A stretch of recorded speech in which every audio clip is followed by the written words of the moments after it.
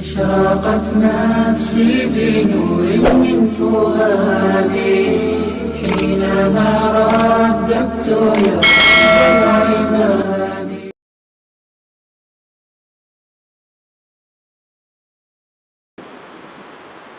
أعوذ بالله من الشيطان الرجيم. بسم الله الرحمن الرحيم. من اهتدى فإنما يهتدي لنفسه ومن ضل فإنما يضل عليها ولا تزر وازرة وزر أخرى وما كنا معذبين حتى نبعث رسولا. یہ سورہ بنی اسرائیل کی آیت نمبر 15 ہے. اس سورہ بنی اسرائیل کی آیت نمبر 15 میں اللہ تعالیٰ نے 4 باتیں بیان فرمائی ہیں. 4 بات. پہلی بات تو یہ بیان فرمائی کہ جو ہدایت پاتا ہے تو اس ہدایت سے اسی کا نفع ہوتا ہے. دوسری بات یہ بیان فرمائی کہ جو شخص گمراہ ہوتا ہے تو اس گمراہی کا وبال اسی پر پڑتا ہے. تیسری بات یہ فرمائی کہ کوئی گناہ کرنے والے کا بوجھ کسی دوسرے کے اوپر نہیں لادا جائے گا. جو جیسا کرے گا وہ ویسا پائے گا. اور چوتھی بات یہ بیان فرمائی کہ اللہ تعالیٰ کی عادت شریفہ یہ ہے کہ وہ کسی قوم پر اس وقت تک عذاب نازل نہیں کرتے جب تک کہ اس میں کوئی رسول کو مبعوث نہ فرمائیں. 4 باتیں ہیں.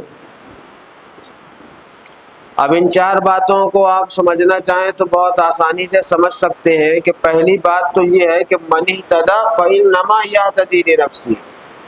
اس بات میں کوئی شک نہیں ہے کہ جو کوئی بھی ہدایت پائے گا تو اس ہدایت سے اسی کو نفع ہوتا ہے. اب کوئی لڑکا سدھر جائے تو اس کا فائدہ ہے, کوئی لڑکی سدھر جائے تو اس کا فائدہ ہے, کوئی جوان سدھر جائے تو اس کا فائدہ ہے, کوئی بوڑھا سدھر جائے تو اس کا فائدہ ہے. یعنی اس کی ذات کو فائدہ پہنچے گا. اس کی ذات کو فائدہ پہنچنے کا مطلب یہ ہے کہ وہ خود دنیا میں بھی خطرات سے محفوظ رہے گا اور آخرت میں بھی خطرات سے محفوظ رہے گا. آخرت کی بے شمار منزلیں ہیں جس میں سب سے پہلی منزل قبر کی ہے.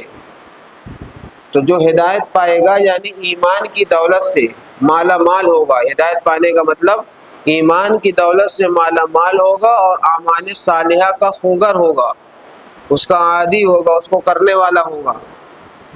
تو آخرت کی ہر منزل پہ پار ہوگا. پہلی منزل قبر ہے, وہاں پہ نجات ملے گی. دوسری منزل اس کی جو ہے پل صراط ہے, وہاں پہ بھی اس کو نجات ملے گی. تیسری منزل جو ہے میزان عمل ہے, جہاں پہ اس کا جو ہے اعمال نامہ تولا جائے گا, وہاں بھی وہ کامیاب ہوگا. چوتھا نامہ اعمال کو دائیں ہاتھ میں یا بائیں ہاتھ میں دیا جائے گا. ہدایت یافتہ ہے تو وہاں بھی اس کو دائیں ہاتھ میں ملے گا اور کامیاب ہوگا. پھر 5واں درجہ آتا ہے جنت میں, جو جہنم میں جانے کا فیصلہ, تو اس میں بھی کامیابی ملے گی. تو ہدایت پانے والا آخرت میں بھی فائدہ اٹھائے گا اپنی ہی ذات کے لیے اور دنیا میں بھی فائدہ اٹھائے گا. دنیا میں بھی اللہ تعالیٰ ایمان والوں کو بے شمار بلاؤں سے محفوظ رکھتے ہیں, بے شمار. ان کو کوئی آنکھ نہیں دکھا سکتا, ان پر کوئی حملہ نہیں کر سکتا, ان کو کوئی گرفتار نہیں کر سکتا, ان کے دکان و مکان کو کوئی جلا نہیں سکتا. اور جو ہے اللہ تعالیٰ خود وعدہ فرماتے ہیں کہ اگر تم نماز پڑھو گے تو ہم تمہاری ذمہ دار ہیں. جس نے 5 وقت کی نماز کو پابندی سے پڑھنے کا عہد کر لیا تو اللہ تعالیٰ نے عہد کر لیا کہ ہم اس کے کفیل ہیں. ایسے ہی بے شمار دعائیں ہیں کہ اگر اس کو پڑھ لے تو اللہ تعالیٰ اس کو دنیا ہی میں محفوظ فرماتے ہیں, ہدایت یافتہ اگر ہے. اور آپ نے وہ سنا ہے کہ اگر کوئی سونے سے پہلے آیت الکرسی پڑھ لے تو موت کے سوا ہر شر سے محفوظ ہے. یہ آیت الکرسی اسی کو فائدہ دے گی جو ہدایت یافتہ ہے. ہدایت یافتہ سے مراد کیا ہے؟ ایمان والا، ایمان والا۔ تو ہدایت جو پائے گا وہ دنیا میں بھی کامیاب ہے اور آخرت میں بھی کامیاب ہے، اور یہ کامیابی چھوٹی اور بڑی ہے۔ اور جنت مل جائے تو یہ سب سے بڑی کامیابی ہے، جہنم سے بچا لیا جائے اور جنت میں داخل کر دیا جائے تو قرآن نے خود کہا ہی سب سے بڑی کامیابی ہے۔ فَمَن زُحْزِحَ عَنِ النَّارِ وَأُدْخِلَ الْجَنَّةَ فَقَدْ فَازَ، کہ وہ کامیاب ہو گیا۔ اس لیے جو ہے ہدایت انسان کو ضرور بالضرور نفع دیتی ہے، دنیا میں بھی اور آخرت میں بھی۔ البتہ یہ یاد رکھیے گا کہ ہدایت کا ابتدائی درجہ یہ ہے کہ انسان نے کلمہ پڑھ لیا اور ایمان میں داخل ہو گیا، یہ ہدایت کا ابتدائی درجہ ہے۔ پھر یہ ہدایت کے بے شمار درجے ہیں اور الگ الگ درجے پر ہدایت کے لوگ چلتے ہیں۔ اسی وجہ سے آپ کو اس سوال کا جواب بڑی آسانی سے مل جائے گا کہ بار بار ایمان والوں سے کیوں سورہ فاتحہ پڑھوائی جاتی ہے؟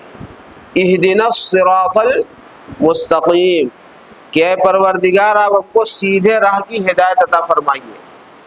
حالانکہ وہ ہدایت یافتہ ہے لیکن پھر بھی بار بار کہہ رہا ہے کہ مجھے ہدایت دیجیے، تو اس کا مطلب یہ ہے کہ ہدایت کے بے شمار درجے ہیں۔ تو ہر انسان کو ہدایت کے نیچے والے درجے سے اوپر والے درجے پر پہنچنے کی کوشش کرنا چاہیے۔ دیکھیے بہت سے مسلمان ہیں جن کو ایمان کی دولت مل گئی، ہدایت مل گئی بنیادی، لیکن نماز پڑھنے سے اور روزہ رکھنے سے محروم ہیں۔ تو گویا نماز کی ہدایت اور روزے کی ہدایت سے وہ کیا ہیں؟ دور ہیں۔ لہذا انہیں کوشش کر کے جو ہے اس ہدایت کی بھی دعا مانگنا چاہیے کہ اللہ تعالیٰ مجھے نمازی بھی بنا دے اور مجھے روزہ دار بھی بنا دے۔ یہ بھی ہدایت ہے۔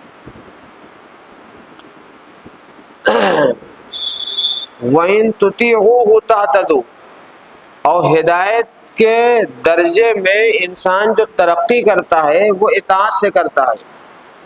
اگر اللہ تعالیٰ کی اطاعت کرتا رہے گا تو ہدایت کے درجے میں بڑھتا رہے گا۔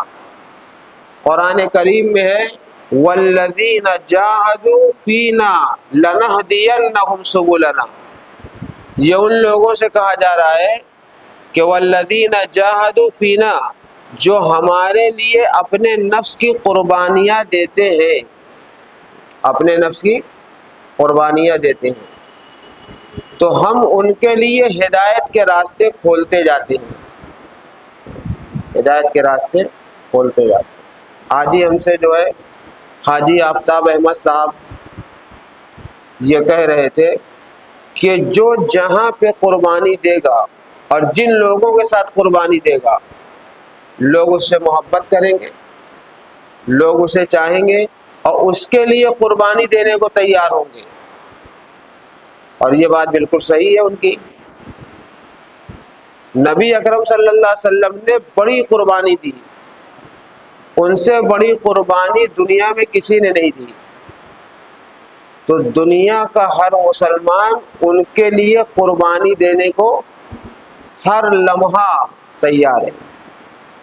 اور صحابہ تو اس طریقے سے تیار رہتے تھے، حدیث میں آتا ہے کہ جیسے شمع روشن کر دی جائے اور اس شمع کے اوپر پروانے گرتے ہیں اور اپنی جان جو ہے اس نور کے سامنے اور اس آگ میں یا اس روشنی میں دے دیتے ہیں بڑی آرام سے۔ ایسے صحابہ جو ہے اپنی جان ساری کا ثبوت دیتے تھے نبی اکرم صلی اللہ علیہ وسلم پر۔ نبی اکرم صلی اللہ علیہ وسلم ایک شمع تھی روشن، اور صحابہ اس شمع، اس روشن شمع کے پروانے تھے جو ہر وقت آپ پر نثار تھے، اور ہر لائن سے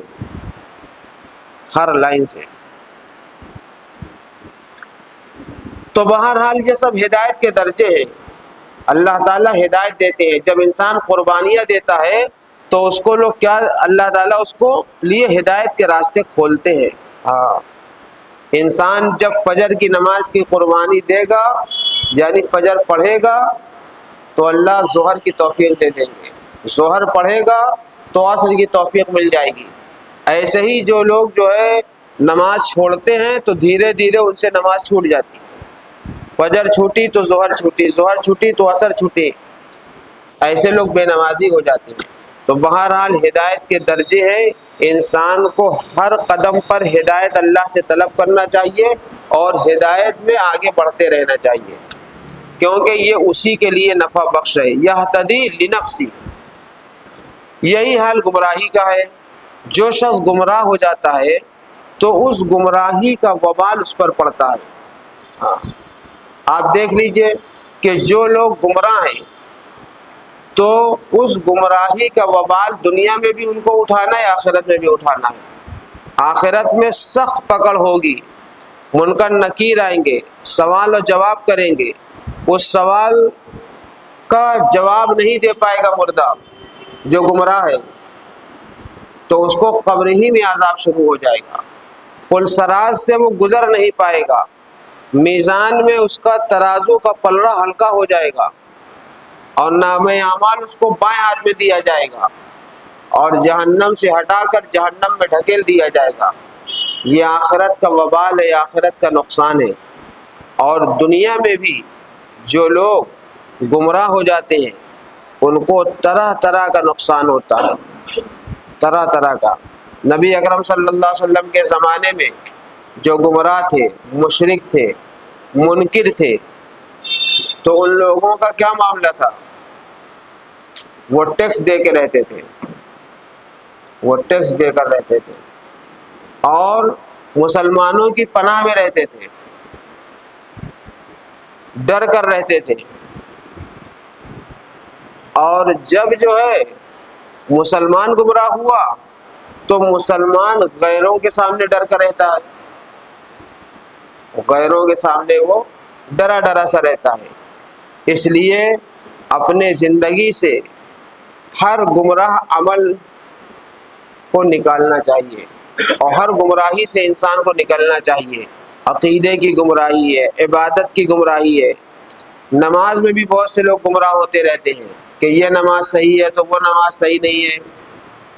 تو جس طرح کی بھی گمراہی ہے ان تمام گمراہی سے مسلمانوں کو نکلنے کی ضرورت ہے، اور علماء کی یہ ذمہ داری ہے کہ ان کو ان گمراہیوں سے نکالنے کے لیے کوشش کرے، ہر ممکن کوشش کرے، ہر ممکن۔ اگر نہیں کریں گے تو پھر اس کا وبال سب پر آئے گا، ہر ایک پر آئے گا۔ کوئی یہ نہ سمجھے کہ جو لوگ برائی کر رہے ہیں ان کی برائی سے، ان کی گمراہی سے مجھے کیا ہوگا۔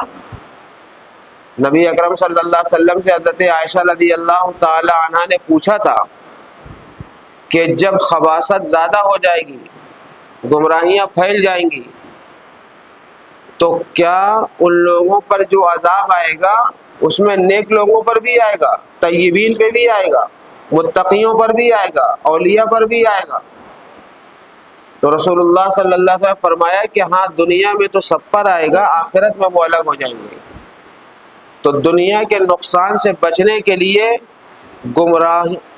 گمراہی سے لوگوں کو نکالنا پڑے گا، اور بڑی بڑی گمراہی میں لوگ جو ہے ملوث ہیں، بڑی بڑی گمراہی میں، ہاں، ایک دو نہیں۔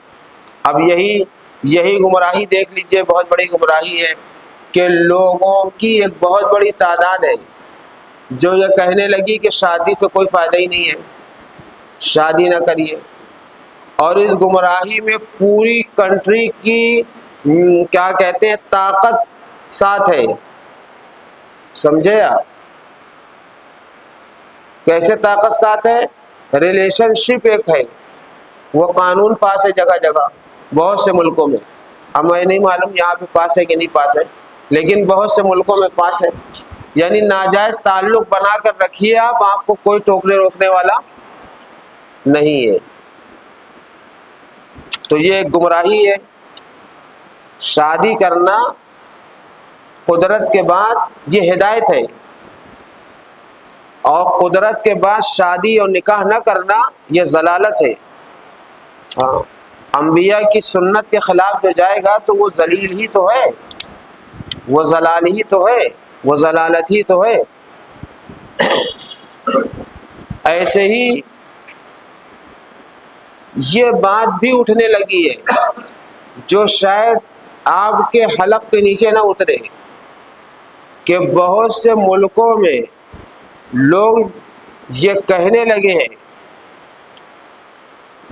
بھائی یہ کہتا ہے کہ بہن ہمارے مزاج کو زیادہ سمجھتی ہے، اور بہنیں کہتی ہیں کہ بھائی ہمارے مزاج کو زیادہ سمجھتا ہے، اس لیے کسی غیر سے شادی کرنے کی کیا ضرورت ہے، ہم ہی سے شادی کریں۔ اور بعض ملکوں میں ایسی شادیاں ہوئی بھی ہیں۔ یہ حالات ہے، یہ گمراہی ہے۔ جن رشتوں سے نکاح کرنا اسلام نے حرام قرار دیا ہے، ان رشتوں سے نکاح کرنا یہ ضلال ہے، ضلالت ہے۔ اس لیے ان سب ضلالتوں کا وبال خود اسی کو پہنچتا ہے۔ تاریخ میں یہ لکھا ہوا ہے، جب نبوت کا سلسلہ تھم گیا تھا، حضرت عیسیٰ علیہ السلام اور حضرت محمد صلی اللہ علیہ وسلم کے درمیان تقریباً 571 سال کا وقفہ ہے، 571 سال کا، کہ کوئی نبی اور رسول اس بیچ میں نہیں آیا، بس جو تھے وہ آہستہ آہستہ اٹھتے گئے۔ تو اس بیچ میں تاریخ میں ایسا بھی واقعہ ہے کہ ایک بادشاہ نے اپنی ماں سے شادی کر لیا باپ کے مرنے کے بعد، کتاب میں موجود ہے، اور سگے بھائی بہنوں نے شادی کیا۔ یہ ضلالت ہے، ضلالت۔ اور یہ سب ضلالت جو پہلے زمانے میں ہوتی تھی لوٹ کر واپس آ رہی ہے اس دور میں۔ اس دور میں ہر طرح کی گمراہی لوٹ کر واپس آ رہی ہے، اور ان گمراہیوں میں مسلمان بھی کچھ نہ کچھ حصہ بن جاتا ہے۔ اور مسلمان اس گمراہی کا حصہ کیوں بنتا ہے؟ اس لیے کہ اس کو ہدایت کی تعلیم نہیں ملی ہے، یعنی دین اور شریعت سے وہ کیا ہے؟ بے بہرا ہے، بے بہرا ہے۔ یہاں تک کہ اس کو کچھ سمجھایا جائے تو سمجھتا بھی نہیں ہے، سمجھتا بھی نہیں ہے۔ اب دیکھیے تیسرا، آیت کا تیسرا جز، آیت کا تیسرا جز یہ ہے کہ وَلَا تَزِرُ وَازِرَةٌ وِزْرَ أُخْرَىٰ، کہ کوئی بوجھ اٹھانے والا کسی دوسرے کا بوجھ نہیں اٹھائے گا۔ حدیث میں ہے کہ حضرت خدیجہ رضی اللہ تعالی عنہا نے ایک مرتبہ یہ پوچھا رسول اللہ صلی اللہ علیہ وسلم سے کہ مشرکین کے نابالغ بچے کہاں رہیں گے؟ تو آپ نے فرمایا کہ جو جس پشت سے پیدا ہوا ہے اسی کے ساتھ رہے گا۔ اور چند سالوں کے بعد انہوں نے پھر یہی سوال کیا، کیونکہ حضرت خدیجہ رضی اللہ تعالی عنہ آپ کی تنہا ایک ایسی بیوی ہے جو نبوت کے اعلان سے 15 سال پہلے آپ کے نکاح میں آ گئی تھی۔ نبوت کے اعلان سے 15 سال پہلے، تو گویا یہ جو سوال تھا نبوت کے اعلان سے پہلے، پھر انہوں نے کچھ سالوں کے بعد پوچھا تو آپ صلی اللہ علیہ وسلم نے فرمایا کہ اللہ کو معلوم ہے کہ جو نابالغ بچہ آگے چل کر بالغ ہونے والا ہے، اور بالغ ہو کر وہ مسلمان ہونے والا اگر تھا، اللہ کو معلوم ہے تو وہ مسلمانوں کے ساتھ رہے گا جنت میں، اور اگر جو ہے اس کو معلوم ہے کہ وہ بالغ ہو کر جو ہے غیر مومن ہوگا تو وہ غیر مومن کے ساتھ رہے گا۔ اب غیر مومن میں سب قومیں آ جاتی ہیں، اصل تو دو ہی قوم ہے دنیا میں، تیسری کوئی قوم نہیں ہے۔ ایک ہے قوم مومن اور ایک ہے قوم غیر مومن، بس یہ ہے صاف صاف۔ اسی لیے آپ دیکھیں گے پوری دنیا کی تاریخ میں کہ غیر مومن قومیں جتنی ہیں سب ایک ساتھ رہتی ہیں، ملت واحدہ، ایک قوم بن جاتی ہے، اور مومن قوم ایک ساتھ رہتی ہے اکیلے تنہا۔ لیکن یہ بھی تاریخ گواہ ہے کہ اگر مومن سچے ہیں تو پھر ان کی فتح بھی یقینی ہے، اور اگر مومن کا ایمان ڈاماڈول ہے تو پھر فتح اس کی یقینی نہیں ہے، اللہ کی قدرت جو چاہے کرے۔ بہرحال تیسری مرتبہ حضرت خدیجہ رضی اللہ تعالی عنہ نے پھر سوال کیا کہ نابالغ بچے کس کے ساتھ رہیں گے، ان کا ٹھکانہ کیا ہوگا؟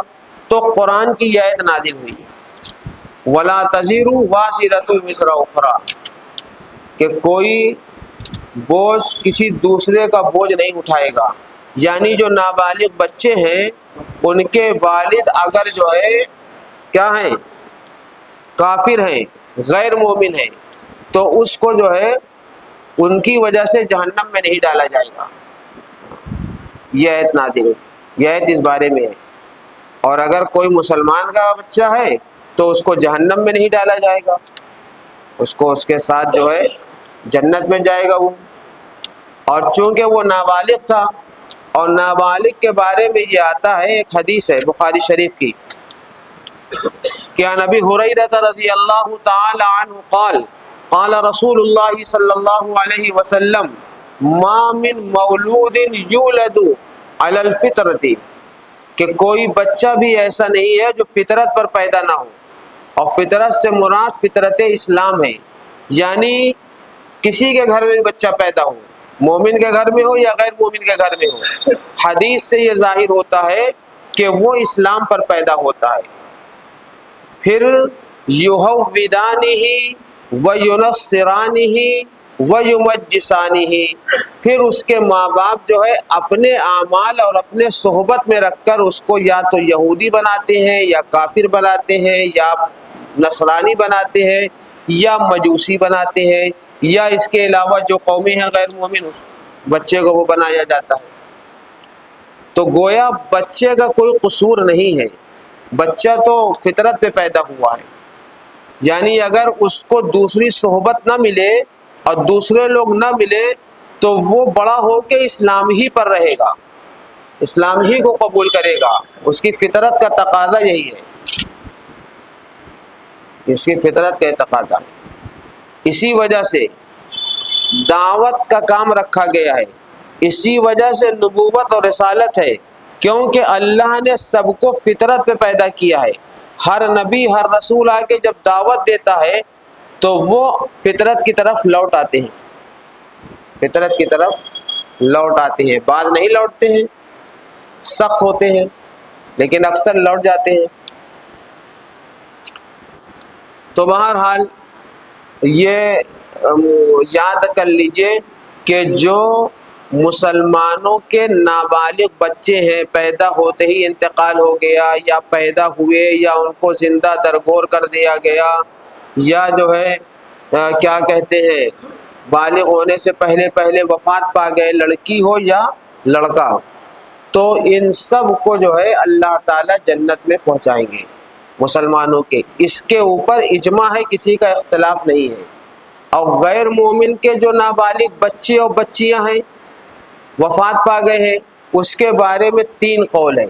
پہلا قول یہ ہے کہ اللہ تعالیٰ جو ہے ان کو جنت میں رکھے گا، دوسرا قول یہ ہے کہ ان کو جنت میں مسلمانوں کا خادم بنائے گا، خدمت کریں گے، اور تیسرا قول یہ ہے کہ اللہ کے علم میں بالغ ہونے کے بعد جو ان کے بارے میں طے ہے اللہ تعالیٰ اس کے حساب سے فیصلہ کریں گے۔ اب جو ہے اس آیت کا چوتھا حصہ کیا ہے؟ چوتھا حصہ یہ ہے کہ وما كنا معذبین حتی نبعث رسولا، کہ ہماری عادت یہ ہے کہ ہم کسی کے اوپر عذاب نہیں بھیجتے یہاں تک کہ اس قوم میں ایک رسول بھیج دیں، ایک رسول بھیج دیں۔ زیادہ تر مفسرین نے رسول سے مراد رسول ہی لیا ہے، کہ اللہ کا پیغمبر، اللہ کا نبی مراد ہے، اللہ کا قاصد مراد ہے، کہ وہ جاتا ہے قوم کو سمجھاتا ہے، جب قوم مان جاتی ہے تو اللہ کے عذاب سے محفوظ ہو جاتی ہے، اور جب قوم نبی اور رسول کی بات نہیں مانتی ہے تو پھر وہ عذاب میں مبتلا ہو جاتی ہے۔ اللہ کا یہ دستور ہے، اور یہاں پہ یہی مفہوم ہے زیادہ تر مفسرین کے ہاں۔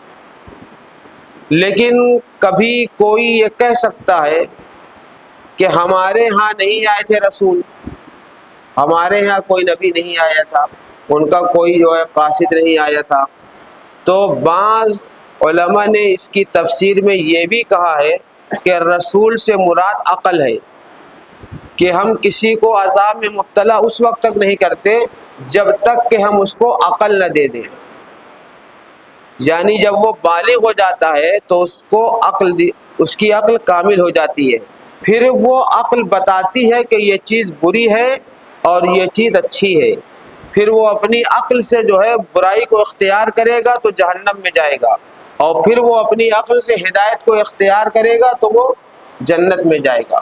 تو حتیٰ نبعث رسولہ سے مراد یہ بھی ہے۔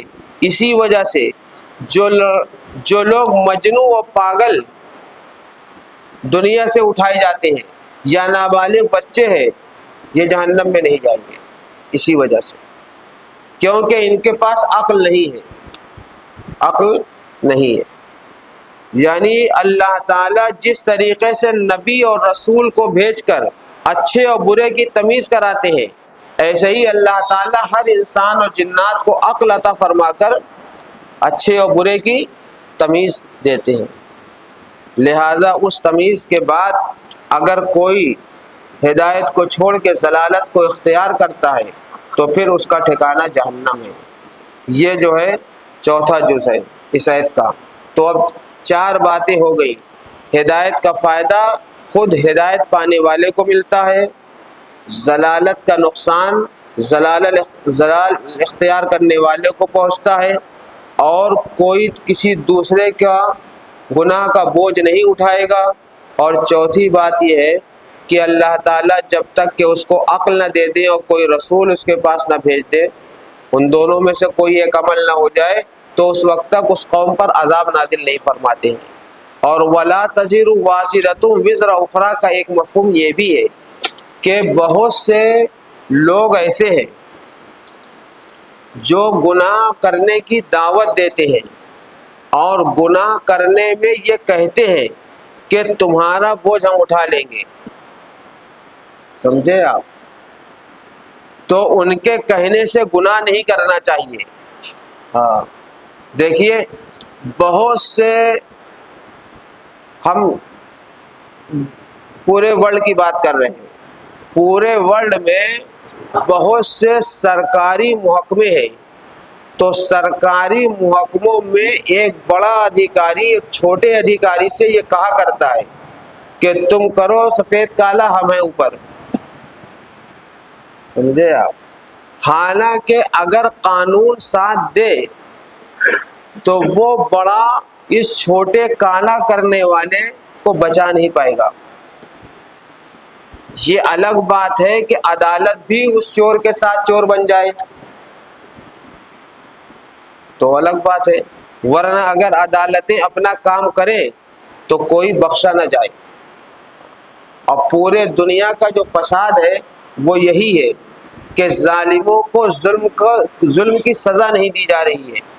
ہاں، ظالموں کو ظلم کی سزا نہیں دی جا رہی ہے۔ اگر ظالموں کو ان کے ظلم کی سزا ملنے لگے تو میں گارنٹی لیتا ہوں کہ پورے دنیا سے ایک دوسرے پر زیادتی کرنا بند ہو جائے اور سارے جھگڑے ختم ہو جائیں۔ تو یہ جو لوگ کہتے ہیں نا کہ تم گناہ کرو ہم اوپر سمجھ لیں گے، تو کوئی نہیں سمجھ پائے گا، وہ اپنے گناہوں کا بوجھ جو ہے اٹھائے گا۔ ہاں، اس لیے جو ہے اللہ تعالی ہمیں اور آپ کو خود بھی گناہ کرنے سے بچائے اور دوسروں کو بھی گناہ میں ملوث کرنے سے کیا کرے؟ بچائے۔ أشرقت نفسي بنور من فؤادي حينما رددت يا رب العباد